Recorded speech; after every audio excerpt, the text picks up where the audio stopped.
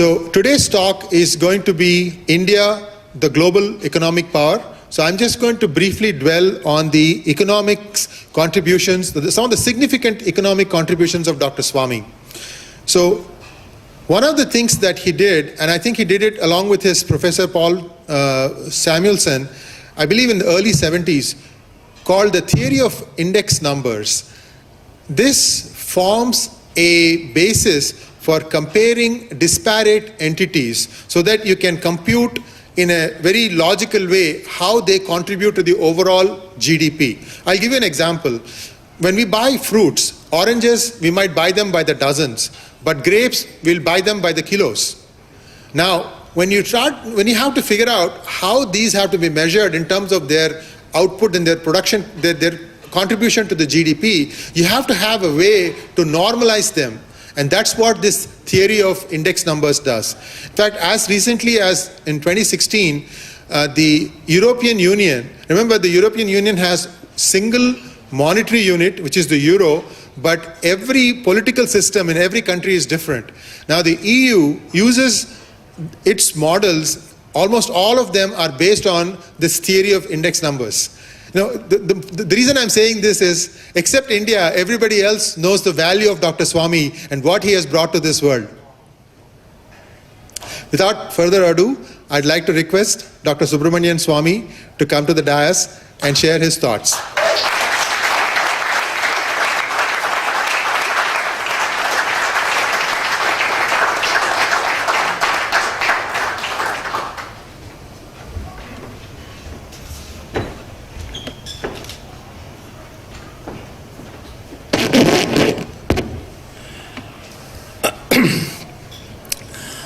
Thank you very much. I know you, ladies and gentlemen who are assembled here, each has a very important station in life and very busy.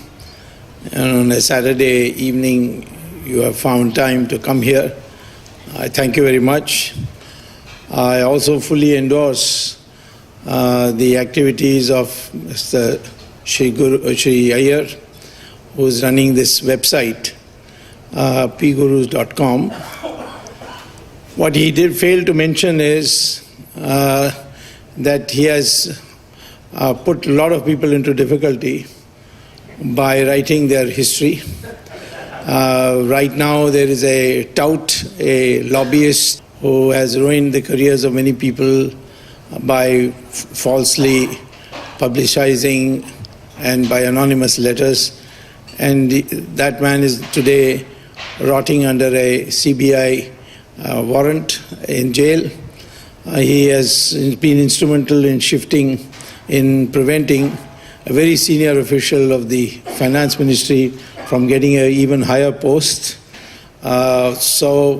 Everywhere people talk about PGurus. In Parliament on Augusta, as he has himself mentioned, it was debated. He has been thoroughly investigated, and unfortunately they found him clean, so there's no way to blackmail him. So whatever his activities are, I fully endorse it, and I hope you will also help him to move along, because he's doing it all on by himself. Jagdish mentioned about the VHS. VHS is now a pan-Indian organization of really professionals. We need a big input into Indian politics of educated people. But they're just, having an educational degree is not enough. They must have a mindset, they must have an ideological framework, and they must be able to propagate it. And so what we are doing essentially is a kind of a school for training future politicians, future social activists, future bureaucrats, but who have a conception of India and where India should go. So with these words, let me start on this topic of today. I'm told I'll speak for 15 minutes and then there'll be questions for 15 minutes. I didn't decide this schedule, they decided it. But India is a country of great promise. We may be unhappy with why this didn't happen, why that didn't happen. But look at India's history and take pride in it, the true history of India. We were the most developed country for centuries, right up to 1700 AD. We began a decline from 1100 AD when Muhammad Ghori declared himself as the ruler from Delhi. But the decline still kept us as number one position till 1700. And at that time, China got ahead because of our decline. And then both of us declined together till 1950. I mean 1947 to be exact for India and 1949 for China. Now, India was not just a producer like you have today. Arab countries, very rich, but all they have to do is dig a hole in the ground and crude oil comes and then you sell it. If you look at the picture of the world from Morocco to Indonesia, I don't think you find any great industrialization or contribution to knowledge coming from these areas. India was not like that. India gave the world knowledge. It was Vishwaguru. And we discovered calculus, we discovered science, plastic surgery, many other things, and many other things have to be proved. For instance, recently we discovered an old ancient Sanskrit document called Vimana Shastra. And Vimana Shastra fully describes an aeroplane. And it is being translated now and it should be made public. And so there was nothing that we didn't do in every branch of the of human endeavor. India was in the forefront. And then it became victim of foreign aggression. And the foreign aggression was fought resolutely. And one index of that is, and you should take pride in that, Islam, which invaded India, in fact ruled most parts of India, large parts of India. Islam also invaded other countries. Take Iran. Iran was actually a 100% Zoroastrian country. And Islam conquered this country. And within 15 years, it had converted the whole of Iran, which was then called Persia, into 100% Islam. All the followers of Zoroaster became followers of Muhammad. Then the neighboring country of, that time it's two small countries called Mesopotamia and Babylon, which is now combined to be called Iraq. In 17 years after invasion, they converted Iraq to 100% Islam. Egypt was converted in 21 years. Like that, you can go on giving examples. And same thing with Europe. The Christians invaded, took over, in 50 years they made the whole of Europe Christian. But in India, we had 700 years of Islamic rule, and followed by 200 years of British rule, which was essentially Christian rule. And yet, today, we are 80% Hindu. It is a remarkable testimony of the fight we put up, and that is not described in our history today. We were fighting in every corner of India. We were fighting with Shivaji, we were fighting with Rana Pratap, we were fighting with the Vijayanagaram Empire. It began from Hampi in Karnataka. We fought in northeast, the Ahom dynasty, and ultimately the final killing blow was given Guru Gobind Singh. And then later on, when the British came in, when we were in the weakest moment, and then they managed to take over. Then also we continued the fight, first 1857, and then afterwards Aurobindo and Vivekananda, and then followed by Mahatma Gandhi and so many others. And we finally got independence in 1947. We were the first country who decolonized, so to speak. So this is the great tradition of India. And to reverse it, now to regain that position, we can do many things. So Never forget that India is a country of enormous potential. So you can never be disappointed. I remember that between 1950 and 1990, for 40 years, we had the Soviet economic model, thanks to Jawaharlal Nehru, and that produced a growth rate of 3.5% per year, just 3.5% per year. And everybody used to say that this is the Hindu rate of growth. We can't grow faster than this. We are like elephant, we'll always, rumble, slumber along. Well, that was not so. Within no time, two governments, one led by Mr. Chandrasekhar, of which I was a minister, the senior-most minister, and Narasimha Rao, which followed, in which also I had a minister rank position as a chairman of a commission on WTO, and therefore could attend cabinet meetings. We transformed in 5 years from what in 40 years was 3.5% per year. We transformed it to 8% per year. And now 7-8% looks very ordinary, and we need to now target to a higher growth rate. Now, how do you accelerate the growth rate to make India into a global economic power?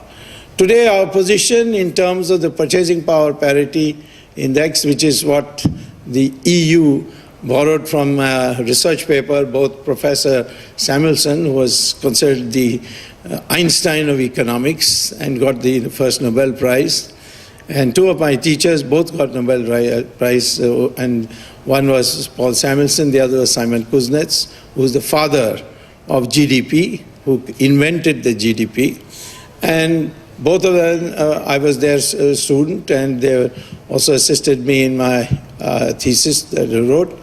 We have, by the theory of index numbers, India's position today in terms of size of GDP is third largest. First is the United States, second is China, and third is India. And now we need to come ahead of these two other countries and become number one. Can we do it? Well, first you will have to understand what it needs in terms of growth.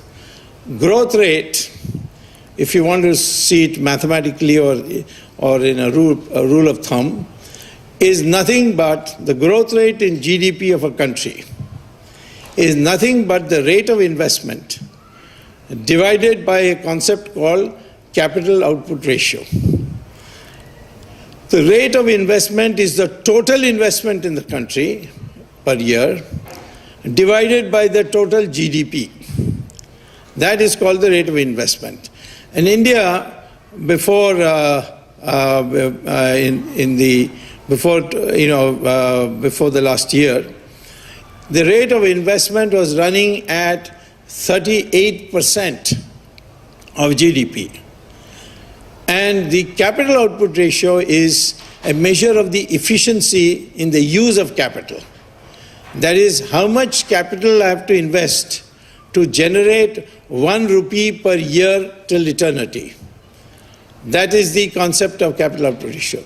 So we have a capital output ratio of 4.5. And 4.5 means that if you invest 4.5 rupees today, then for every year you will get 1 rupee as a return. That is the concept of capital output ratio. So if your rate of investment is 38% and you divide that by 45, you will get what, about 7 or 7.5, which is the growth rate we have been getting.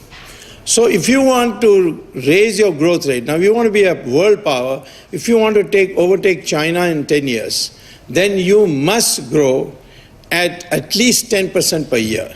If you want to abolish unemployment, you have to grow at not 7%, but you have to grow at 10% per year. If you want to vastly reduce your poverty, not by redistributing wealth, but by making everybody's wealth rise, then you have to grow at least 10% per year. What does it require to grow at 10% per year? Either the numerator, which is the rate of investment, goes up, or the denominator, the capital output ratio, which is the measure of the efficiency in the use of your capital, goes down. Now, in Japan, for example, has had for years a capital output ratio of 3. So if India had 3 and you had, say, 39% the rate of investment instead of 38, then you will grow at the rate of 13% per year. Your GDP growth rate will be 13%, 39 divided by 3. And if it is not 3 but 3.5, you can make these calculations. Our target should be to grow at 10% per year. And assuming that we have a rate of investment of 38%. It is not 38% this year. It has come down. Last couple of years, our economy is not doing very well, and it has come down, and it's today somewhere around 33% of our GDP. But it can go up if you encourage people to save more. And so how do you do this? How can I grow at 10% per year for the next 10 years? So aim at reducing 4.5 capital output ratio to, say, 3.5. Can it be done? Of course it's been done. Many countries have achieved 3, some have achieved 2.8. So it's by the efficiency in the use of capital. How do you improve your efficiency in the use of capital? The way are essentially two ways. One is that you bring in new innovations, new ways of doing things, and then for the same money you get a higher output, and therefore the capital output ratio comes down. Or you reduce corruption in our economy. If you reduce corruption in the economy, then the transaction costs of doing work in India becomes more efficient, and therefore the capital output ratio comes down. Can we do these things? Why innovation is very, very important. And I'll explain to you what I mean by innovation in the economic context. But why innovation is very important, that if you had, for example, output in one axis and input in another axis, then as you put more and more input, that is more capital, more labor, into your economy, the output will go on rising, but soon it will start flattening out. It is called the law of diminishing returns in the economy. So you don't try to go all the way that way. You try to jump curves. You have one curve for one technology, then you get a superior technology, then the growth curve itself shifts up. So that process we have to do. And that means we must now do things in newer ways. And there are many, many innovations which can transform Indian economy, which are easily accessible. Take, for example, the issue of water. We are all the time quarreling about water. There are two aspects of India which you must remember. First is there are rivers which are perpetually in flood whenever the rainy season comes, like Godavari, Krishna, and so on. And there are some rivers where there is no water. For example, Vaigai in Madurai or in Tamil Nadu. Or where there's a shortage, like Kaveri, every time fighting for. I keep asking my Tamil friends, do you want water or you want Kaveri water? Because there is a difference. Because they want a bigger share than what the Kannadigas have got, and this leads to a fight. I say, why water? Because if you desalinate seawater, India has got such a long coastline, and Tamil Nadu particularly, that if you just put 4 desalination plants, you'll get as much water as you want. In fact, you can pump the water in the opposite direction of Kaveri and give Karnataka also some water. That much water you can produce. And is this a great new innovation? No. Israel doesn't have a single river worth the name. And yet in the taps of every home in Israel, you get 24 hours of supply of water. Same thing Saudi Arabia, which has borrowed, even though they don't have good relations with Israel, they have taken it from Israel. The whole of Dubai and Abu Dhabi, they are all green. How is that possible when they don't have any rivers? It's because they desalinate seawater. Desalination we are doing in India also, in small quantity. For example, the nuclear reactor in Tamil Nadu called Kalpakam, the municipality nearby said, we can't give you any water. So for their staff, they desalinated seawater. And today the only part of Tamil Nadu where you get 24 hours of water supply in your tap is the Kalpakam residential colony because of desalination seawater. It's not a very great breakthrough. And you can today now convert, instead of electricity, use solar energy to do desalination. Same thing in Jamnagar. You have the Reliance company there on I think it's a petrochemical complex. And when they started it, the Jamnagar municipality said, we'll not be able to give you water. So they put in a giant desalination plant, which is worth going and visiting and seeing. And now they produce so much water that they are selling it to the Jamnagar municipality. The Jamnagar municipality is getting water from them. So it's not it's not rocket science, so to speak. You can do it. And imagine what transformation will take place in the urban areas when you have plenty of water. Same thing with electricity. We are going after this coal. This coal is, all right, you got plenty of coal, but ultimately it's not environmentally that good. The best way to generate power for a country like India is by nuclear technology. With cinema stars has come. It doesn't have to be somebody educated. Kamaraj was not an educated person, but he recognized the need for education. The maximum any chief minister did was Mr. Kamaraj. So there has to be now a political process to be started. BJP has not yet, because over the years of BJP not winning a single seat or even saving their deposits, a set of people are now heading the party there who are not in a mindset to take any bold steps. They also want to chase some cinema star, bring in Rajinikanth or that sort of thing, you see. And that will change. We will change that. We have come in states where we never had any chance. Assam is an example where it came in absolute majority. In all of the northeast states, today we are in power directly or indirectly. So Tamil Nadu is only a matter of time. And if Karnataka, if we had not this recent fiasco, we should have been in power. And but we will be in the very near future, because these two, Devgowda and the Congress, will not get along very well. And some of us also will ensure that they don't get along very well.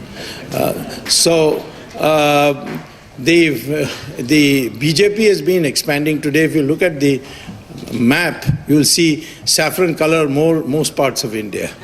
And this trend will continue, because if the Hindus rise above their caste, region, and their language, and vote as Hindus, who are, I must say, it's not a topic of my talk today, but are under a siege today from both international and in national political elements.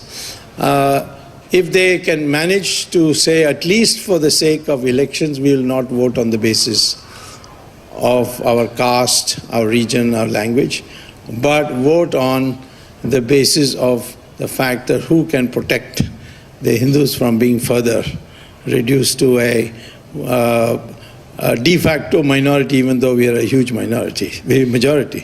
We haven't been able to do anything for the Kashmiri Pandits and so on. So that, if we can do that, then I think Tamil Nadu comes immediately or doesn't come immediately, it doesn't matter.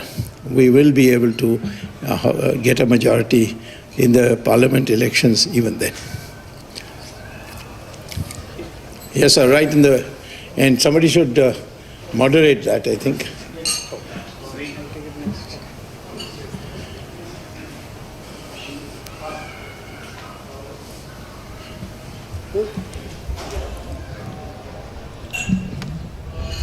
I am originally from Kashmir, and what the government is doing, the state government, they are changing the demographics in Jammu. Yeah. They have already taken over Kashmir, kicked us out. Yeah. Now they are bringing Rohingyas and Bangladeshi Muslims to reduce the Hindu footprint in Jammu. Yeah. Is this central government But aware of- this is a bit outside economics, no? No, Do you want to respond to it? It's not economics. Maybe just this one question. Okay. Let's stay on economics. All right. Is the central government aware of what is going on? And if so, what do they plan to do about it? We in BJP are divided on this issue. People like me want this government to be sacked immediately. Governor's rule brought in and the whole state brought under Armed Forces Special Powers Act. But we are gaining every day. And so something will happen very soon. I think by September we should find a change. Some people in my party are attracted by the possibility of projecting abroad that, see, we are not communal. I don't know why we have this inferiority complex. But they want to show that in Kashmir is a Hindu-Muslim coalition that is taking place there. But that lady, she is as mischievous as they come. And I think we should take very drastic action.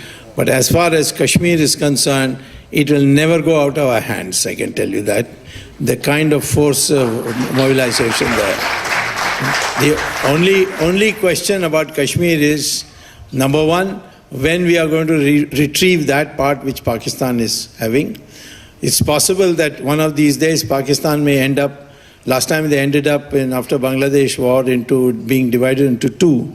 Now they may the rest of Pakistan. That's why some people don't call it Pakistan, they call it Bakistan, that which is left over. And that may end up breaking into four, because refugees are in India, they want a separate country. Pakhtunis want a separate country, Sindhis want a separate country.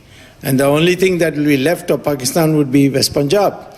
So I don't see any danger to the developments of Kashmir, except it's very heartbreaking to see that the people of Jammu, who previously were in total command of their region, are today being inflicted with this matter that you mentioned. It's also tragic that we have still not been able. We can't ask the Kashmiri Pandits to go back. We must make sure that they are secure, and we have not taken any steps for that. But, India is a country which moves without doubt, but sometimes this pace is not to the liking of many people. I would say I'm in agreement with you, because I happen to belong to that part of my party which is for strong action, but still today that part which wants somehow to this coalition as a example to show to the world to continue. They have still not lost hope, but somewhere we'll have to resolve it in the next 4 or 5 months. Excuse me, last question. Food is ready to be served. So we'll just have one more question. And ladies haven't had their chance to ask a question. So, Okay. economics. So, it is economics, but we are here on a cow culture platform, and I think cows are a great part of our economy. I want to know, is it going to be in our lifetime that we see the cow slaughter stopped in India?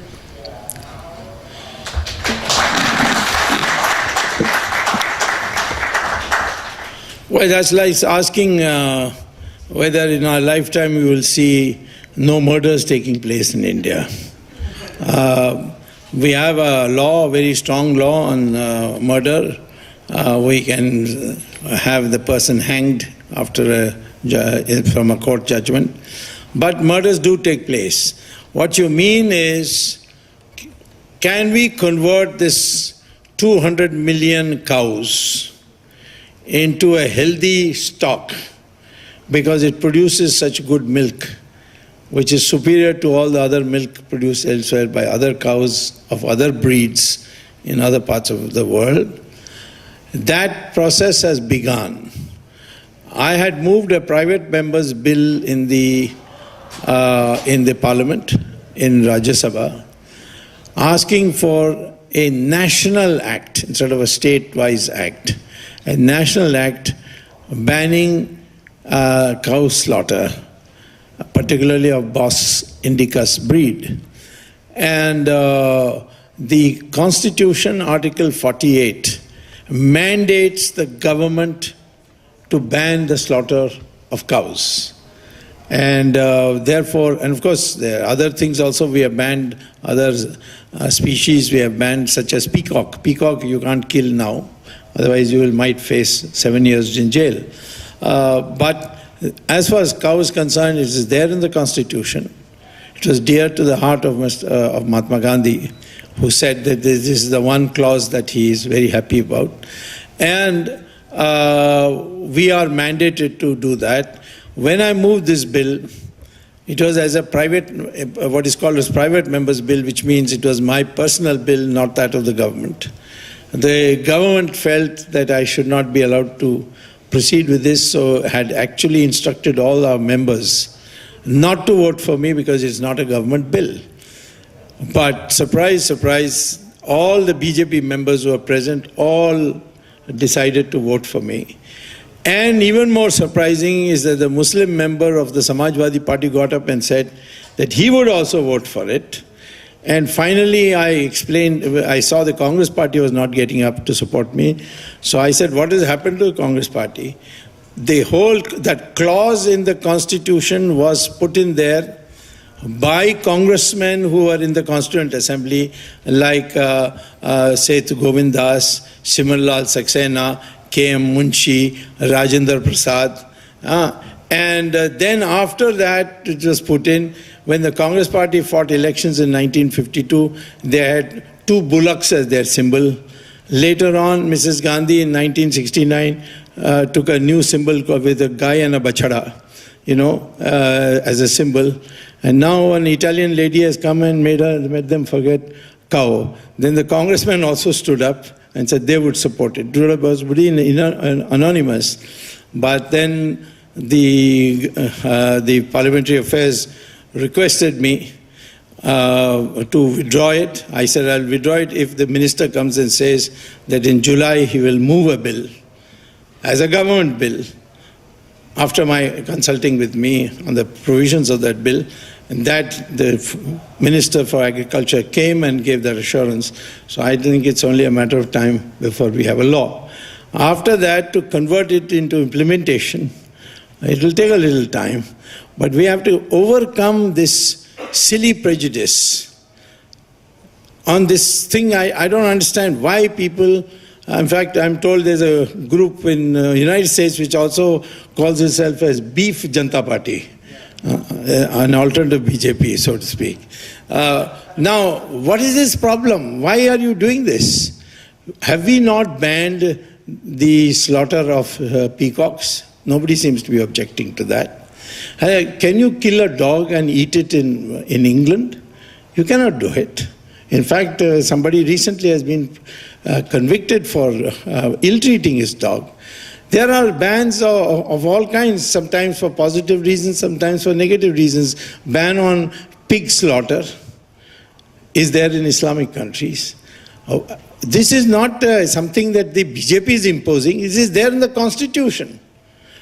And therefore, we have to bring it because of what our seminar is going to be about. Cow is a multi-dimensional beneficiary animal.